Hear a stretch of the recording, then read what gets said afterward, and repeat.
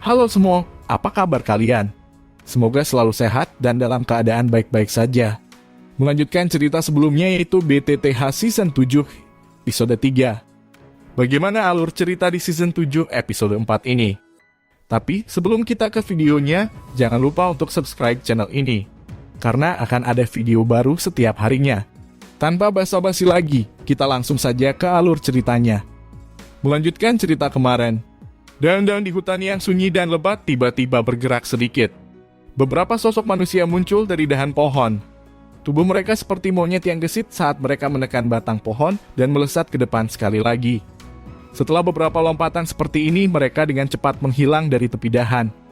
Berhenti saat sosok manusia melintas, sosok manusia yang memimpin kelompok itu tiba-tiba mengangkat tangannya secara vertikal.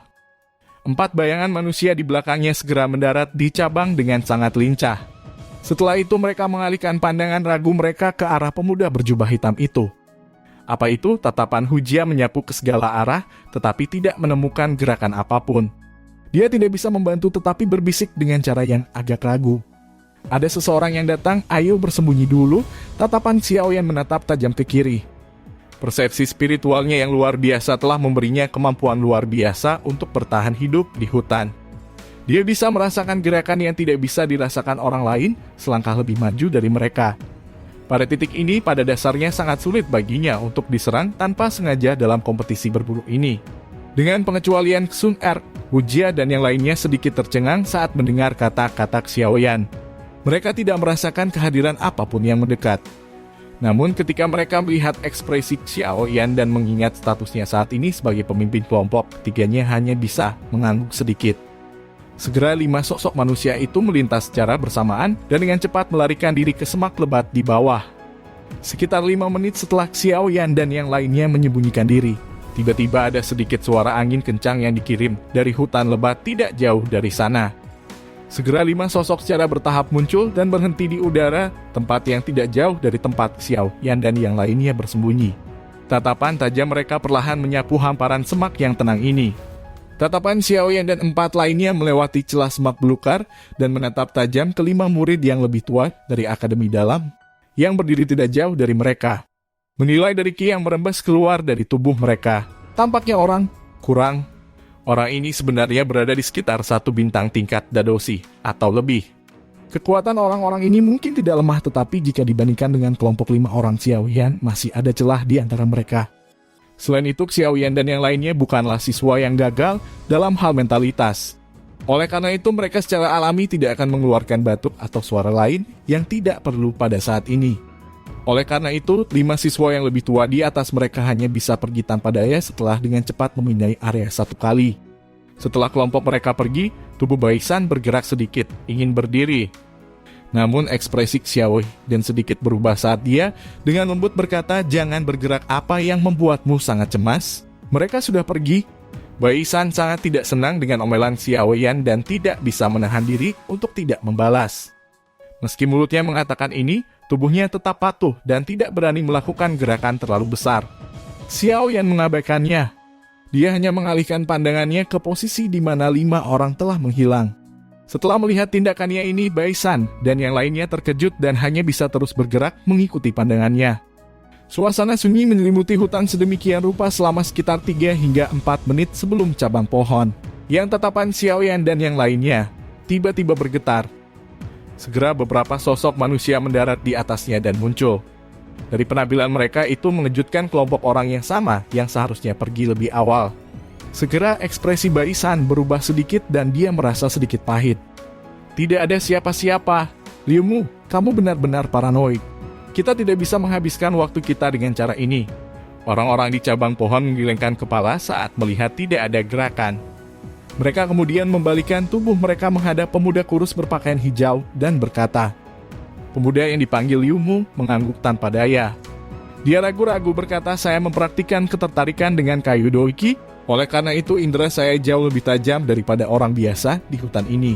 Sebelumnya mungkin itu benar-benar aku yang merasa salah. Ayo pergi. Meskipun dia mengatakan ini, dia masih sedikit tidak yakin. Dia hanya bisa melambaikan perasaan itu. Setelah itu dia berbalik dan bergegas menuju bagian lain dari hutan lebat. 4 sosok manusia lainnya mengikuti di belakangnya. Orang-orang di akademi dalam ini memang bukan orang-orang dengan kaliber biasa. Xiao Yan menatap kelompok itu yang semakin jauh. Baru saat itulah dia perlahan berdiri dari semak-semak dan menghela nafas. Jika bukan karena dia menggunakan persepsi spiritual untuk mengamati lingkungan mereka, dia mungkin benar-benar tertangkap oleh orang-orang yang tampaknya telah pergi, tetapi sebenarnya bersembunyi di sudut, mengintip ke belakang. Hujia dan yang lainnya juga merangkak keluar dari semak-semak dan berdiri. Tatapan mereka bergeser dari tempat kelompok orang itu sebelumnya pergi dan berbalik ke arah Xiao Yan. Tatapan Hujia, Wu Hao dan bahkan Bai San sedikit banyak terlihat meyakinkan. Setidaknya, ketika mereka belum menemukan jejak pihak lain, Xiao Yan memiliki kemampuan untuk merasakannya terlebih dahulu dan membawa mereka untuk menghindari situasi aslinya, di mana mereka akan tertangkap. Tepat pada titik ini, Xiao Yan berhasil menjadi pemimpin kelompok ini. Ayo pergi. Hanya saja alih-alih berkeliaran dengan liar seperti sebelumnya. Kita tidak lagi tahu posisi kita saat ini. Jadi jika kita hanya secara acak menyerbuk, Xiao Yan sedikit mengernyit sambil perlahan berkata, "Saya merasa haruskah kita memikirkan cara untuk mendapatkan informasi tentang hutan ini? Berapa tepatnya siswa yang lebih tua yang berpartisipasi dalam kompetisi berburu ini dan tingkat kekuatan mereka? Jika tidak, jika kita hanya mengamuk di sepanjang jalan, kita akhirnya akan jatuh ke dalam situasi dikelilingi karena kurangnya informasi tentang lawan kita. Mungkin kita bisa mendapatkan kemenangan ketika kita menghadapi sekelompok siswa yang lebih tua. Namun, jika kita akhirnya menarik kelompok siswa lain yang lebih tua selama pertarungan, kupikir kita tidak mungkin bisa mengalahkan mereka semua. Kan, untuk beberapa alasan yang tidak diketahui, siswa dari akademi dalam ini tampaknya sangat berpengalaman dalam pertempuran. Sun ragu-ragu sedikit sebelum tiba-tiba membuka mulut untuk berbicara. Xiao Yan dan yang lainnya terkejut saat mendengar ini. Mereka segera merenung sejenak dan mengangguk. Apa yang Sun katakan itu benar. Di tempat di mana mereka tidak terbiasa dengan medan dan orang-orang ini, cepat atau lambat mereka akan bertemu dengan beberapa siswa yang lebih tua yang lebih kuat dari mereka jika mereka secara acak berlari kemana-mana, dan kecepatan mereka akan melambat. Di tempat ini orang-orang yang memiliki informasi yang kita cari sepertinya hanya siswa akademi dalam, kan? Jangan beritahu saya bahwa kita harus mendapatkan informasi dari tangan mereka. Bai San mengerutkan alisnya dan berkata. Tangan Xiao Yan membelai dagunya. Beberapa saat kemudian dia menyuarakan pikirannya, mari kita berjalan sebentar dan melihat-lihat. Jika ada kesempatan bagi kami untuk bertindak, kami mungkin dapat memilih sekelompok siswa yang lebih tua untuk menyerang. Kami tidak seperti kelompok biasa itu. Selama kita lebih berhati-hati dan tidak menarik kelompok siswa lain yang lebih tua, menurutku kita harus bisa makan salah satunya. Ekspresi wajah Hujia dan yang lainnya tercengang ketika mereka mendengar kata-kata Xiao Yan. Siswa baru lainnya sedang memikirkan metode untuk menghindari kelompok senior. Namun, Xiao Yan sebenarnya sekarang mencoba menyerang kelompok siswa yang lebih tua. Ini terlalu berisiko. Bai San menggelengkan kepalanya karena tidak setuju. Semuanya mengasah kapak tidak akan mengganggu memotong kayu. Jika kita berjalan-jalan di hutan yang luas ini sendirian, berapa lama waktu yang dibutuhkan? Selain itu, Anda seharusnya juga telah melihat betapa siswa yang lebih tua itu tampaknya mendambakan apa yang disebut energi api ini. Saya pikir ini seharusnya menjadi aspek yang sangat penting di akademi dalam. Karena mereka mampu merebut energi api kita, mengapa kita tidak bisa merebut milik mereka? Agar kami tidak menyesali keputusan kami di masa mendatang, kami tidak akan rugi dengan mengambil risiko seperti itu. Xiao Yan melambaikan lembaran kristal hitam di tangannya dan berkata sambil tersenyum. Kilatan melintas di mata Hujia dan Wu Hao saat mereka merasakan motivasi. Mereka merenung sejenak sebelum keduanya menganggukkan kepala berat. Kita bisa mencoba. Xiao Yan menghela nafas lega saat melihat bahwa mereka berdua tidak setuju. Dia menoleh mengarahkan pandangannya ke Bai San, bertanya sambil tersenyum, bagaimana denganmu? Ekspresi Bai San berulang kali berubah di depan tatapan Xiao Yan dan tiga lainnya. Itu lama kemudian sebelum dia mengatupkan giginya dengan keras dan berkata, baiklah, mari mencoba. Namun saya akan mengatakan ini sebelumnya. Jika ada kecelakaan yang terjadi, Anda, pemimpin kelompok, akan bertanggung jawab untuk menanganinya. Xiao Yan tersenyum mengangguk. Dia hanya bertindak seolah-olah dia belum mendengar kalimat terakhir saat dia melambaikan tangannya dan berkata karena semua orang memiliki pendapat yang sama. Ayo pergi. Daripada dirampok oleh orang lain, mengapa kita tidak pergi dan merebut apa yang menjadi milik mereka? Begitu dia mengatakan ini, Xiao Yan memimpin untuk menggerakkan tubuhnya, berubah menjadi bayangan hitam yang melintas ke semak-semak lebat. Sun dan yang lainnya mengikuti dari belakang. Setelah memutuskan untuk menerima strategi tersebut, Xiaoyan dan yang lainnya mulai menaruh perhatian mereka pada kelompok siswa yang lebih tua yang kadang-kadang mereka temukan. Hampir 2 jam kemudian, mereka telah bertemu dengan total 3 kelompok, tetapi mereka tidak bisa menahan diri untuk tidak memberikan kesempatan untuk menyerang karena ketiga kelompok itu bertempur terlalu dekat satu sama lain. Xiaoyan dan 4 orang lainnya sekali lagi menyaksikan sekelompok siswa yang lebih tua melewati mereka. Di atas kepala mereka, dari dalam semak-semak yang lebat, mereka tanpa daya menggelengkan kepala. Xiaoyan bisa merasakan bahwa ada kelompok lain yang berhenti sekitar 100 meter di utara lokasi mereka. Suara pertempuran di sini pasti akan menyebar. Oleh karena itu, demi keselamatan mereka sendiri, mereka hanya bisa terus memberikan kesempatan ini untuk menyerang. Xiaoyan menunjuk ke beberapa orang di belakangnya.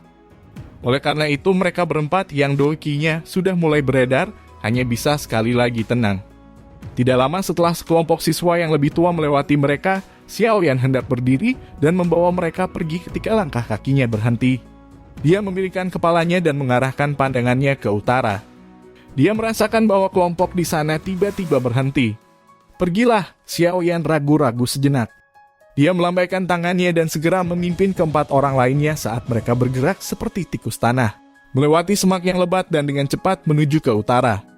Setelah sekitar 5 menit, tubuh Xiaoyan dan yang lainnya tiba-tiba berhenti. Tatapan mereka melewati celah di antara dedaunan lebat dan menatap tanah kosong di luar. Pada saat ini ada 10 sosok manusia yang terjalin dan berkedip. Sesekali anak muda yang muntah darah dan pingsan. Pola ini berlanjut selama 2 atau 3 menit sebelum 5 anak muda yang jelas merupakan siswa baru benar-benar dikalahkan. Kelompok mereka kemudian dikepung di tengah-tengah tanah kosong. Di sekitar mereka ada 5 siswa yang lebih tua yang berdiri di sekitar mereka dengan malas. Pingsan Douki diperpanjang dan muncul di tangan mereka. Sun Erhujia dan 2 lainnya mengalihkan pandangan mereka ke arah Xiaoyan setelah menyaksikan pemandangan di tanah kosong. Jelas mereka menunggu keputusannya. Mata Xiaoyan menyipit. Persepsi spiritualnya tersebar hingga batasnya pada saat ini. Matanya perlahan terbuka saat dia mengangguk sedikit. Kita beruntung banget hari ini sudah ketemu 2 kelompok mahasiswa baru. Haha, akuisisi kami lumayan. Seorang pria muda berpakaian biru di tanah terbuka melihat kartunya setelah mendapatkan 3 energi api lagi. Dia tidak bisa membantu tetapi menjilat bibirnya saat dia mengatakan ini sambil tersenyum. Hai Junior, terima kasih banyak. Jika Anda tidak puas, Anda bisa datang ke Akademi Dalam untuk mencari kami di masa depan. Kami menunggu tantangan Anda kapan saja. Tentu saja prasyaratnya adalah Anda harus memiliki energi api yang cukup. Pemuda berpakaian biru itu melambaikan kartu kristal di tangannya ke siswa baru berwajah hijau saat dia dengan sombong berkata, "Ayo pergi dan cari target selanjutnya." Begitu dia mengucapkan kata-kata ini, pemuda berpakaian biru itu melambaikan tangannya. Keempat temannya berbalik dan segera bergegas ke arah lain. Tidak perlu melihat. Kita di sini. Tepat ketika kelompok 5 pemuda berpakaian biru itu hendak berbalik, tawa samar tiba-tiba terdengar dari cabang pohon. Yang pertama buru-buru mengangkat kepala mereka hanya untuk melihat bahwa ada 3 pria dan 2 wanita yang muncul di cabang pohon sekitarnya pada waktu yang tidak diketahui dan telah mengepung mereka. Kelompok pemuda berpakaian biru itu dikejutkan dengan 5 mahasiswa baru yang baru saja muncul. Mereka tidak bisa benar-benar pulih.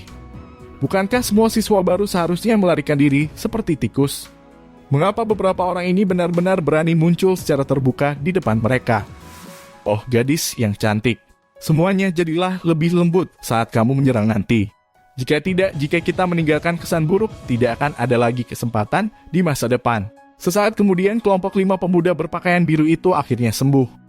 Tatapan mereka menyapu beberapa orang di cabang sebelum tatapan mereka menjadi sangat cerah saat mereka berhenti pada 2 wanita muda. Segera tawa menggoda mereka terdengar. Bagaimana dengan ketiga orang itu? Salah satu temannya bertanya sambil tersenyum. Pemuda berjubah biru itu tersenyum saat mendengar ini. Aura ganas melintas di mata mereka saat mereka merentangkan tangan dan berkata tanpa daya karena murid-murid baru ini begitu sombong. Kita sebagai senior mereka, seharusnya secara alami mengajari mereka dengan benar bagaimana mereka harus bertahan di Akademi Dalam. Kan? Karena itu, biarkan mereka melihat darah terlebih dahulu. Metode semacam ini adalah yang paling efektif dalam membiarkan mereka memahami sikap seperti apa yang harus mereka pertahankan di Akademi Dalam. Haha. Ketika mereka mendengar kata-katanya, 4 siswa yang lebih tua di sisinya tertawa. Mereka segera mengangkat kepala dan tatapan mereka dipenuhi dengan niat buruk saat mereka menatap ketiga pemuda di dahan pohon. Kekuatan mereka hampir tidak ada di sekitar bintang 2 Dadoshi. Masing-masing dari kita bisa menjaganya. Jangan menyeretnya keluar. Selesaikan pertempuran dengan cepat. Ingat, kita tidak bisa membiarkan mereka melarikan diri.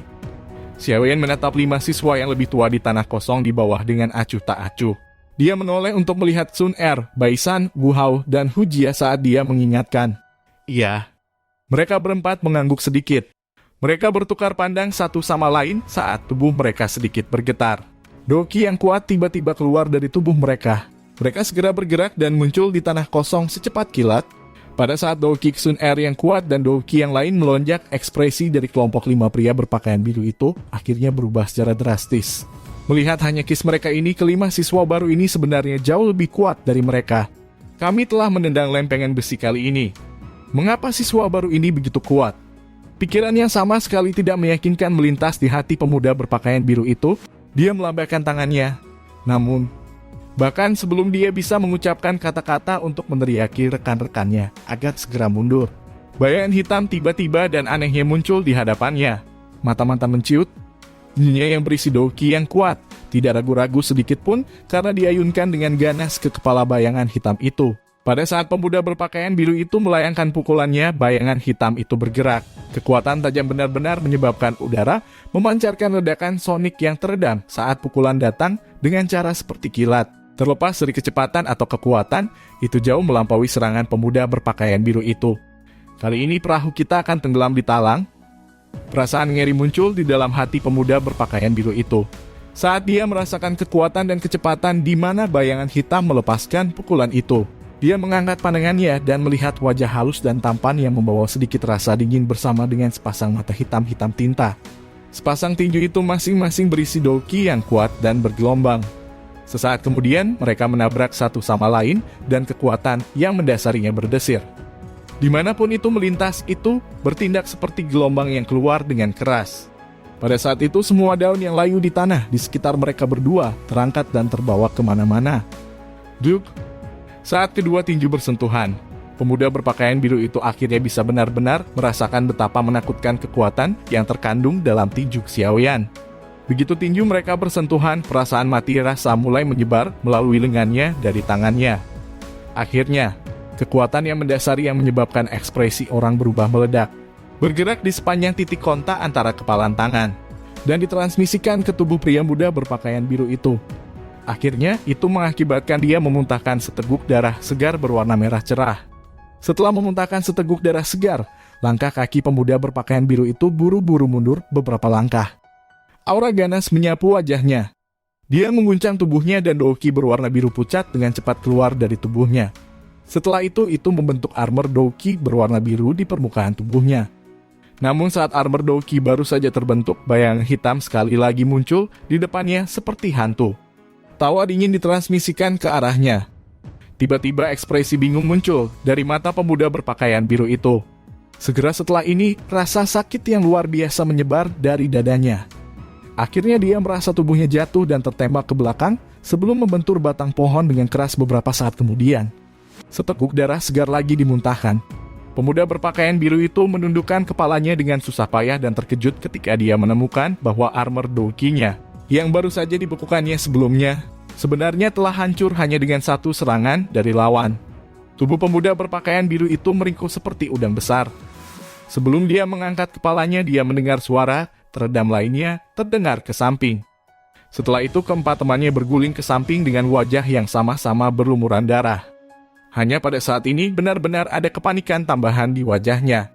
Pemuda berpakaian biru itu memeluk dadanya saat sepasang kaki tiba-tiba muncul di depannya. Sebuah suara lemah juga terdengar, jika kamu ingin terus dipukuli maka kamu semua bisa meringkuk. Saya tidak keberatan melakukan beberapa tendangan lagi. Ketika dia mendengar kata-kata ini, seluruh tubuh pemuda berpakaian biru itu bergetar. Setelah itu dia buru-buru mengangkat kepalanya sambil sedikit menggigil. Dia menatap pemuda berjubah hitam di depannya serta dua pria dan dua wanita di belakangnya. Ada ketakutan di matanya. Kamu apa yang kamu semua inginkan? Saya akan mengajukan pertanyaan dan yang perlu Anda lakukan hanyalah menjawab. Dari sudut pandang yang lebih tinggi, Xiaoyan menatap 5 siswa yang lebih tua yang memasang ekspresi ngeri. Tangannya perlahan memegang penguasa cuan berat di punggungnya dan segera menariknya dengan gerakan tiba-tiba. Penguasa berat itu membawa suara angin yang sangat menekan saat dimasukkan ke tanah di depan wajah pemuda itu. Apa yang ingin Anda tanyakan? Pemuda berpakaian biru itu menelan seteguk air liur. Dia juga perlahan menjadi tenang. Tidak peduli apa yang terjadi, sesuatu seperti membunuh orang tidak diperbolehkan di dalam hutan ini menurut aturan. Jika tidak, sesepuh yang mengamati semua aktivitas di dalam hutan ini setiap saat akan segera menampakkan diri. Hukuman bagi mereka yang melanggar aturan akan ditentukan berdasarkan situasi.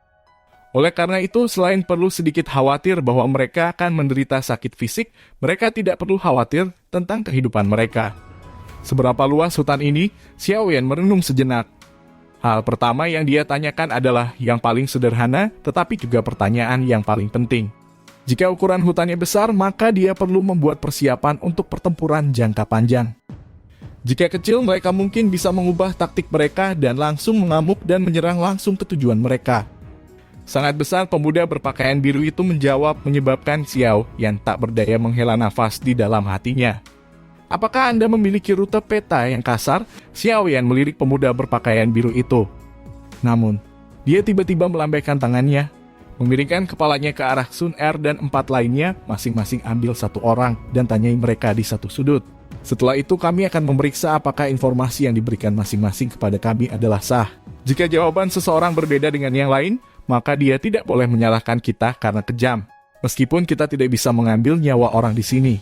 Memukuli mereka secara tidak sengaja hingga mereka terluka parah seharusnya tidak melanggar aturan. Bukan, Xiaoyan secara alami mengarahkan tubuhnya ke arah tim 5, pria muda berpakaian biru itu, dan mengucapkan kalimat terakhir kepada mereka sambil tersenyum. Hati Xiaoyan yang kejam secara langsung menyebabkan ekspresi kelima orang itu menjadi sangat jelek. Tindakan semacam ini benar-benar menghilangkan niat mereka untuk berbohong. Ujia dan 3 orang lainnya masing-masing memimpin 1 siswa petahana dan berjalan menuju sudut mereka sendiri. Ketika Wu Hao memimpin salah satu dari mereka, sebuah suara tanpa sadar dikirim keluar dari balik jubah darah taktik yang bagus. Xiao yang tersenyum membalikkan tubuhnya dan mengarahkan pandangannya ke pemuda berpakaian biru itu. Dia perlahan berkata, "Jawab sekarang. Ada peta rute yang kasar. Namun, itu tidak bisa dianggap tepat. Peta ini adalah sesuatu yang kami beli di akademi dalam sebelum mengikuti kompetisi berburu. Kami menghabiskan 1 hari untuk energi api." Pemuda berpakaian biru itu tertawa getir saat dia dengan patuh mengeluarkan selembar kertas kasar dan menyerahkannya kepada Xiaoyan. Bukankah kalian semua memandang energi api sebagai hal yang sangat penting? Anda benar-benar bersedia membelanjakannya untuk membeli barang sekasar itu. Xiaoyan menerima selembar kertas. Rute di peta telah melampaui batas yang dapat ditoleransi, tampak seperti beberapa salib hitam besar. Hal ini menyebabkan sudut mulut Xiaoyan bergerak-gerak tanpa sadar beberapa kali. Mungkinkah ini disebut peta? Tidak ada yang mau.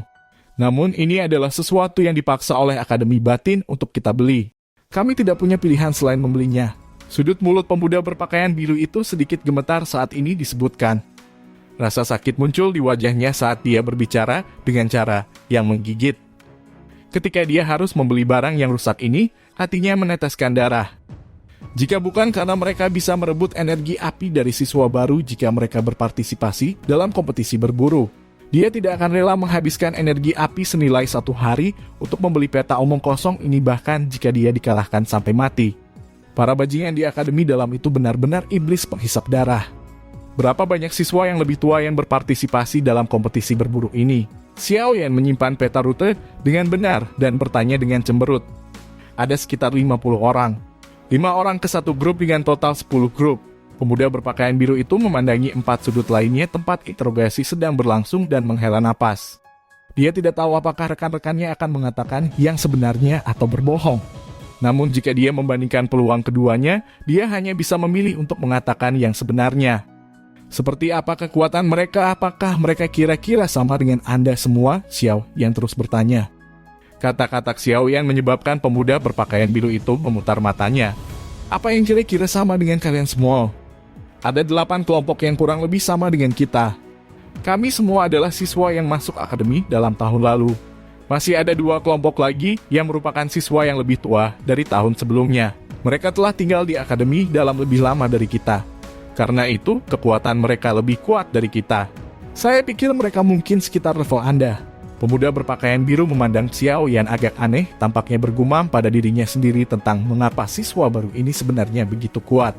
Perlu diketahui bahwa tahun lalu, ketika siswa baru mereka baru saja memasuki akademi.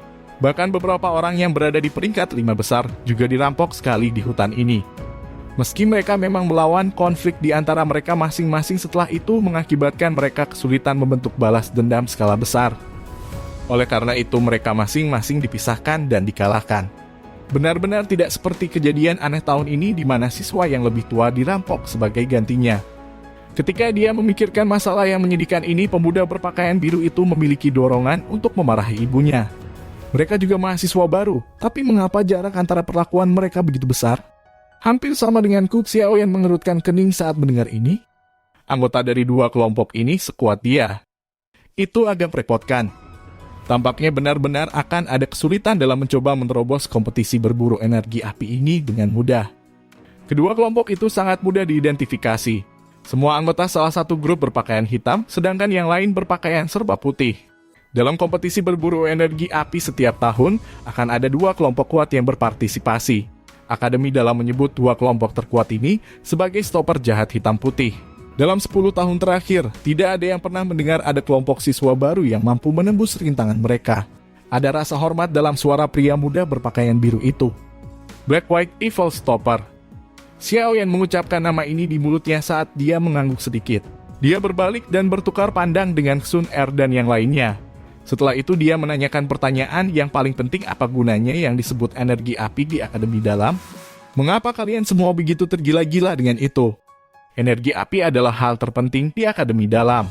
Ini juga alasan mengapa kekuatan siswa baru akan meningkat pesat setelah memasuki akademi dalam untuk berlatih. Pemuda berjubah biru ragu-ragu. Sebelum menjawab pertanyaan ini cukup lama sebelum dia tanpa daya membuka mulutnya untuk berbicara ketika Xiao Yan menggenggam gagang penguasa, suan berat dengan tangannya di akademi dalam.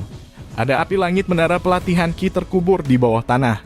Jika seseorang berlatih di dalam menara, seseorang akan dapat memperoleh efek aneh dari mendapatkan lebih banyak dengan sedikit usaha. Selain itu, semakin jauh seseorang pergi untuk berlatih di menara, semakin cepat kecepatan latihannya. Tentu saja, harganya juga mahal sampai keterlaluan jika seseorang ingin memasuki menara pelatihan Skyflame Qi. Seseorang harus memiliki energi api yang cukup di kartu kristal api mereka untuk biayanya. Energi api muncul dalam beberapa hari. Fire Crystal Card yang ada di tangan Anda mampu menanggung biaya pelatihan Anda di menara selama 5 hari. Setelah 5 hari, Anda hanya dapat pergi dan mendapatkan energi api sendiri. Tentu saja pada hari pertama setiap bulan, Akademi dalam juga akan memberikan energi api senilai 7 hari kepada semua orang sebagai biaya hidup. Ketika dia mengucapkan kalimat terakhir ini, ekspresi pemuda berpakaian biru itu agak aneh. Wajah Xiao Yan tercengang saat mendengar kata-kata pemuda berpakaian biru itu. Tidak disangka metode pelatihan akademi dalam begitu aneh namun menakjubkan.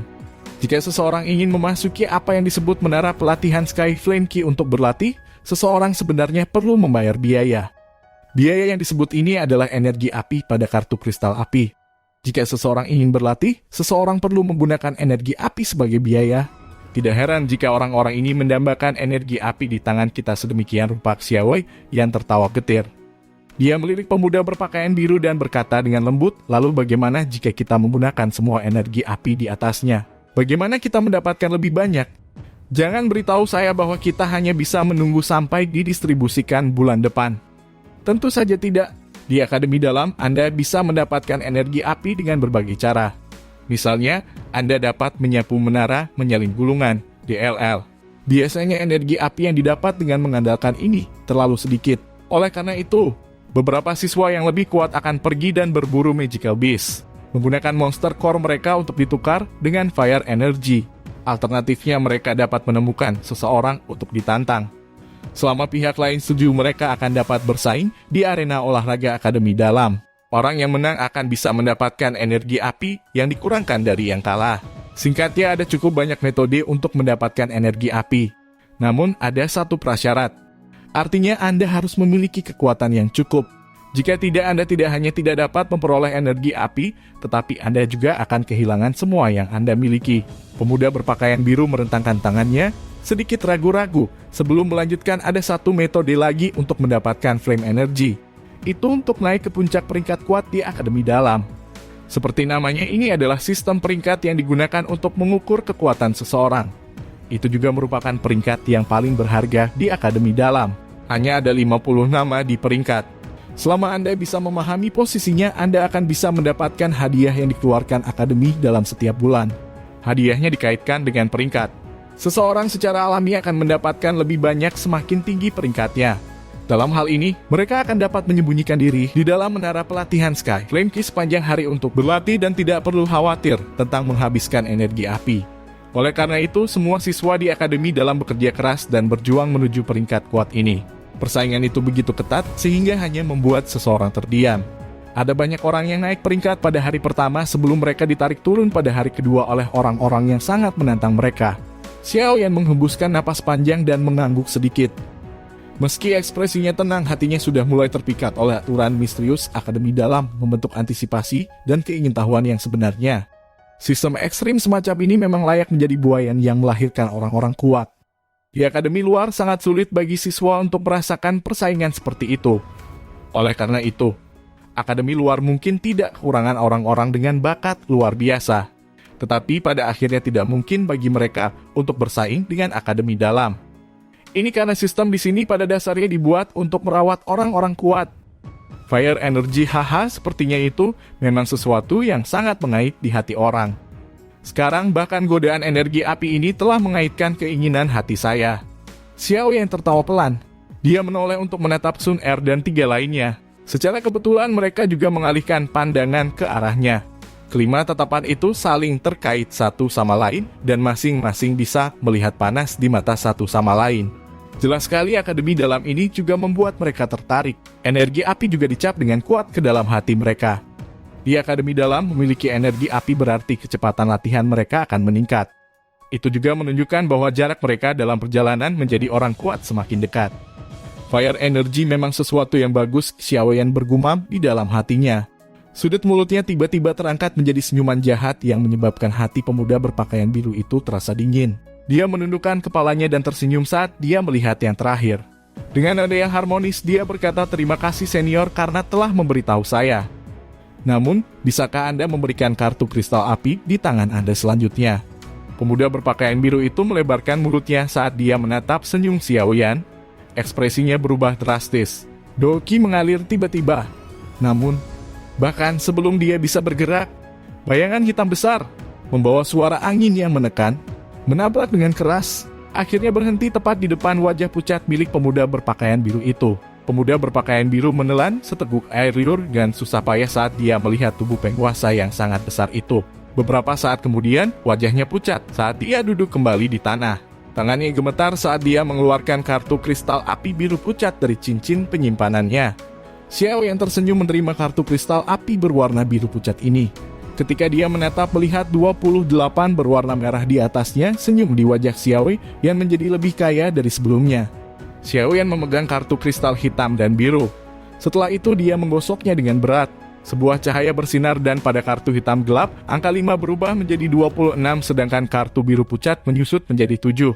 Mulai sekarang posisi pemburu dan buruan dalam kompetisi berburu ini akan dibalik.